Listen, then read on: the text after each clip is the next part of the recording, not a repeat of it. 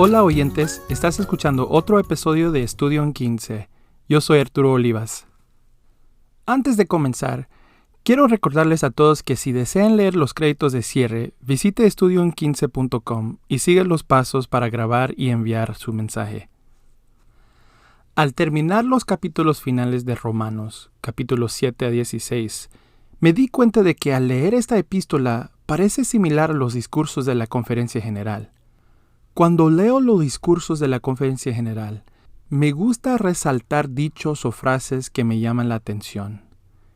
Hice lo mismo con estos capítulos, destacando pequeñas pepitas de enseñanzas o gemas doctrinales que encontré durante mi estudio. Solo veremos 2 capítulos en este episodio, pero espero que sea un buen punto de partida para sus estudios. Ok, ahora entramos. Al final de la lectura de la semana pasada, encontramos a Pablo siendo muy positivo y alentador, compartiendo palabras alentadoras sobre la salvación y la gracia. Pero en el capítulo 7 de Romanos, Pablo expresa sentimientos dentro de sí mismo con los que muchos de nosotros podemos identificarnos. En los versículos 14 a 15 y 18 y 24 dice: Porque sabemos que la ley es espiritual, pero yo soy carnal, vendido a la esclavitud del pecado. Porque lo que hago no lo entiendo, ni hago lo que quiero. Antes bien lo que aborrezco, eso hago. Y yo sé que en mí, a saber en mi carne, no mora el bien, porque el querer el bien está en mí, pero no el hacerlo. Miserable de mí. En otras palabras, Pablo dice: soy un esclavo de mis pecados. Sé lo que es correcto, pero ¿por qué sigo haciendo lo que no quiero hacer? Soy una persona tan horrible. Si bien estos son versículos bastante deprimentes, la verdad es que yo puedo relacionarme y ser bastante duro conmigo mismo. Puedo dar un discurso o una clase y sinceramente decir que creo en la misericordia y el perdón de Cristo, y luego cuando necesito ese consejo, me doy la vuelta y me pongo a pensar: eso se aplica a todos los demás, pero a mí no. Ese tipo de misericordia y amor no me sucede a mí. A veces podemos ser tan duros con nosotros mismos. Somos excelentes para dar consejo a otras personas necesitadas, pero no somos tan buenos para darnos cuenta de que el mismo consejo puede aplicarse a nosotros mismos. Jesús nos manda que amemos a nuestros prójimos como a nosotros mismos, pero para muchos de nosotros, amarnos a nosotros mismos no es tan fácil como amar a otras personas. Al igual que Pablo, incluso podemos preguntarnos si somos lo suficiente buenos, si vamos a lograrlo. Pero en Romanos 8:1, Pablo nos da la salida a esta rutina. Ninguna condenación hay para los que están en Cristo Jesús. Si estamos con Cristo Jesús, no importa cuán horrible creamos que somos. El Elder Uchtdorf también nos alienta cuando enseñó: Dios los conoce. Ustedes son sus hijos, Él los ama. Aun cuando piensen que no son dignos de que se les ame, Él les tiende la mano.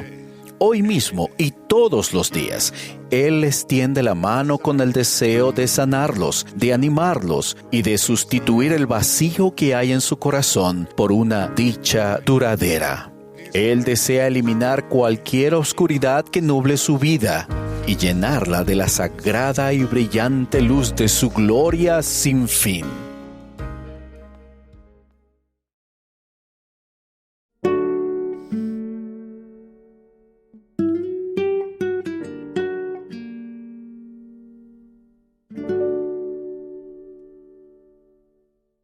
Para comprender el capítulo 8 de Romanos, tenemos que comprender una doctrina importante que es única para la Iglesia de Jesucristo de los Santos de los Últimos Días. Como se enseña en Doctrinas y Convenios 88:15, el alma es la entidad unida del espíritu con el cuerpo físico. Lo que eso significa es que cualquier cosa que afecte a una, afectará a la otra, y cualquier cosa que infecte a una, infectará a la otra. Además de eso, en los capítulos 7 y 8 aprendemos un principio importante. Cuando el Espíritu quiere hablar con nosotros, hablará a nuestro espíritu. pero cuando el diablo quiere hablar con nosotros, hablará a nuestro cuerpo. Cuando enseñaba seminario, estaba enseñando la importancia de guardar los mandamientos. En medio de mi enseñanza, una jovencita levantó la mano y dijo: «Hermano Olivas, ¿por qué no solo un poco? ¿Por qué no solo un trago? ¿Por qué no probar drogas solo una vez? ¿Por qué no fumar solo una vez?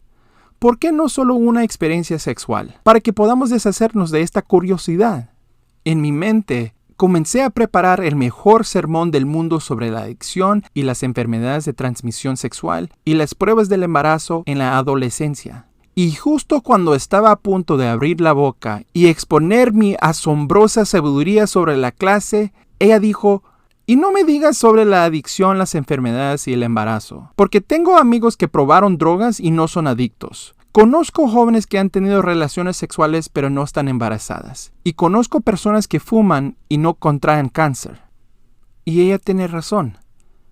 Todos conocemos personas que no guardan los mandamientos y parecen estar bien, ser buenos y felices. Enseñé a la clase la doctrina del alma. Luego me volví hacia la joven y la pregunté: «Cuando pienses así, ¿es ese el espíritu hablando a tu espíritu o es el diablo hablando a tu cuerpo?». Lo que muchos jóvenes, incluso muchos adultos en la iglesia, no entienden es que la consecuencia más grave del pecado es perder la influencia del espíritu. Ahora, escuchando eso al principio podría no parecerse tan dramático como la adicción, las enfermedades y el embarazo. Pero tal vez sea porque no nos damos cuenta por completo de lo que el Espíritu hace por nosotros. En el capítulo 8 de Romanos, Pablo nos enseña varias razones por la cual la guía continua del Espíritu es esencial. Obviamente hay más razones, pero aquí hay algunas. La primera razón que quiero compartir está en Romanos 8:5. Porque los que viven conforme a la carne, en las cosas que son de la carne se ocupan, pero los que viven conforme al Espíritu, en las cosas del Espíritu.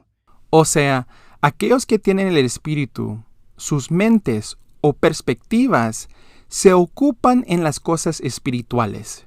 El Espíritu nos da una perspectiva espiritual. El abuelo del presidente George Albert Smith le enseñó una lección importante. Hay una línea de demarcación bien definida entre el territorio del Señor y el del diablo. Si permanecen ustedes del lado de la línea que es del Señor, se hallarán bajo su influencia y ningún deseo tendrán de hacer lo malo. Mas, si cruzan la línea al lado que pertenece al diablo, aun cuando no sea más que 2 o 3 centímetros, estarán bajo el dominio del tentador. Y si éste lo logra, no podrán ustedes pensar ni razonar debidamente, porque habrán perdido el Espíritu del Señor. ¡Wow! No podrán ustedes pensar ni razonar debidamente. Cuando escucha a una persona decir: «Lo he hecho todo a perder, no gano nada en seguir tratando», o «Dios no puede seguir amándome ahora que he pecado tan horriblemente», o «No soy digno de orar», es evidente que se ha perdido la perspectiva espiritual.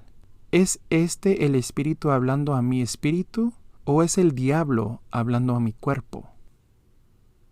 Otra razón se encuentra en Romanos 8:6. Porque el ánimo carnal es muerte, pero el ánimo espiritual es vida y paz. El Espíritu de Dios nos da paz. Abraham Lincoln, el 16º presidente de los Estados Unidos, en pocas palabras dijo: «Cuando hago el bien me siento bien, mas cuando no hago el bien me siento mal».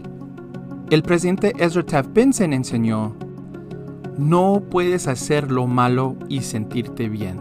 Es imposible. Se pueden perder años de felicidad por la tonta satisfacción de un deseo momentáneo de placer». Los que viven de la manera del mundo afirman tener mucha diversión o placer, pero no tienen verdadera felicidad, alegría o paz. Las Escrituras no dicen que la maldad nunca fue placentera o divertida. Dicen: la maldad nunca fue felicidad. No puedes sentir paz cuando estás haciendo mal. Es imposible. El estilo de vida del mundo no es sostenible y su placer y diversión siempre desaparecen. Siempre. Cuando pierdes el espíritu, pierdes la paz y la verdadera felicidad. Otra razón se encuentra en Romanos 8:11. Y si el espíritu de aquel que levantó de los muertos a Jesús mora en vosotros, el que levantó a Cristo Jesús de los muertos vivificará también vuestros cuerpos mortales por su espíritu que mora en vosotros. Pablo nos está enseñando que el mismo espíritu o poder que resucitó a Jesús de la muerte es el mismo espíritu o poder que reside en nosotros para resucitarnos de la muerte espiritual. ¿Qué significa eso? Cuando tenemos el espíritu con nosotros, nos da el poder y la fuerza para vencer los pecados y las tentaciones. Mormón dijo de su pueblo en Mormón 2:26, el Espíritu del Señor no moraba en nosotros, por tanto, nos habíamos vuelto débiles. He descubierto en mi vida que cuando peco, mi fuerza para resistir la tentación disminuye. Parece que no puedo decirme que no por nada, y espiritualmente me siento un poco débil. Cuando perdemos el espíritu, perdemos la fuerza para vencer los pecados y las tentaciones. Y por último, Romanos 8:14-17. Porque todos los que son guiados por el Espíritu de Dios son hijos de Dios. Porque no habéis recibido el espíritu de servidumbre para estar otra vez en temor, sino que habéis recibido el espíritu de adopción, por el cual clamamos, Abba, Padre. Porque el Espíritu mismo da testimonio a nuestro espíritu de que somos hijos de Dios. Y si hijos, también herederos, herederos de Dios y coherederos con Cristo, si es que padecemos juntamente con Él, para que juntamente con Él seamos glorificados. A menudo usamos estos versículos como referencia de que somos hijos de Dios, lo cual es verdadera doctrina, pero eso no es todo lo que está enseñando aquí. Pablo menciona la adopción. La adopción era común en el mundo romano y habría sido un concepto familiar para los miembros en Roma. Una persona que adoptó legalmente a alguien le confirió a esa persona todos los derechos y privilegios que tendría un hijo natural. Pablo hablaba simbólicamente de adoptarnos de nuestros pecados o del hombre natural. Si somos guiados por el Espíritu de Dios, seremos adoptados como hijos de Dios. Sí somos sus hijos porque Él es el Padre de nuestros espíritus, pero si somos sus hijos espirituales, o en otras palabras, fiel a su evangelio, entonces somos herederos de todo lo que Él tiene y coherederos con Cristo. Este es un concepto profundo.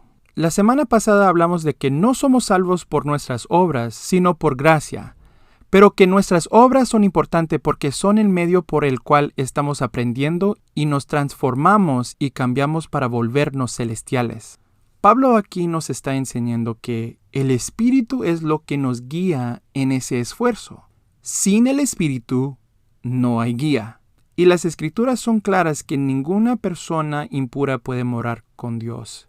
Pero más crucial es que ninguna persona que no haya cambiado querrá morar con Dios. Déjame repetir eso. Ninguna persona impura puede morar con Dios, pero ninguna persona que no haya cambiado querrá morar con Dios.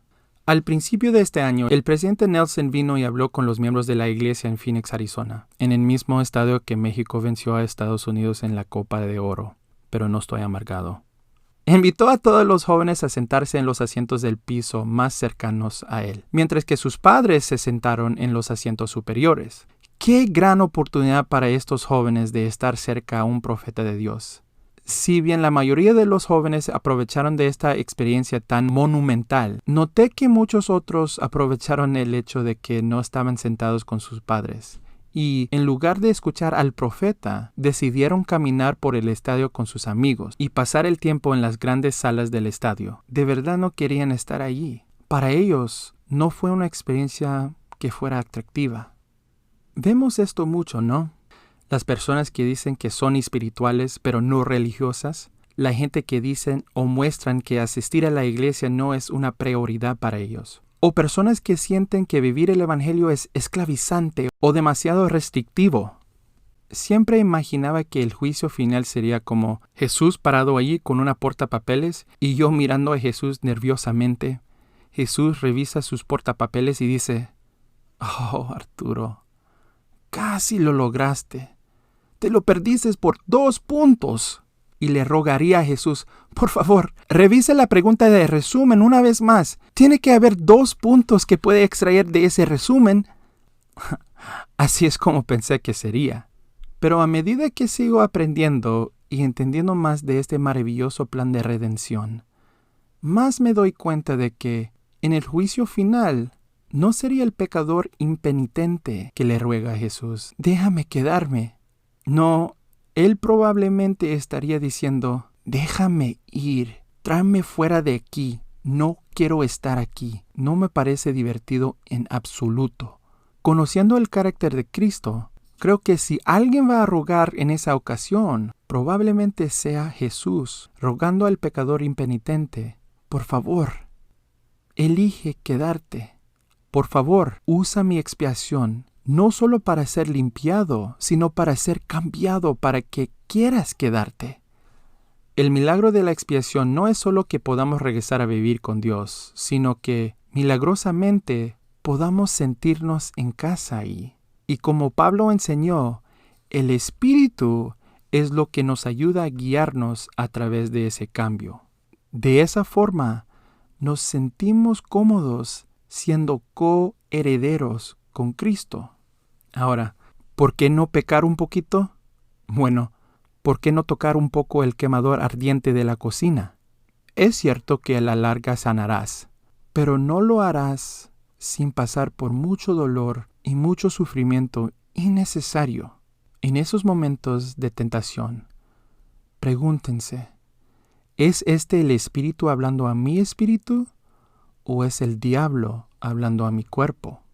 Los que escogen el pecado, aunque solo sea un poquito, pueden arrepentirse y ser perdonados por completo, pero al hacerlo, escogen también estar sin el Espíritu Santo, aunque sea por un tiempo, y sufrirán las consecuencias, el dolor y el sufrimiento que acompañan la pérdida de la perspectiva, la paz, la fortaleza, el gozo y la guía que nos lleva a ser coherederos con Cristo. Hola, soy Tomás Cacoso de Colón, Entre Ríos, Argentina. Estudio en 15 está escrito, producido y presentado por Arturo Olivas, con la ayuda de Jesús Olivas. Salimos con un nuevo episodio cada semana. Está disponible en Apple y Google Podcast, Spotify y Heart Radio. También está disponible en YouTube. Puedes seguir Estudio en 15 en Facebook e Instagram. Gracias por escuchar y felices estudios.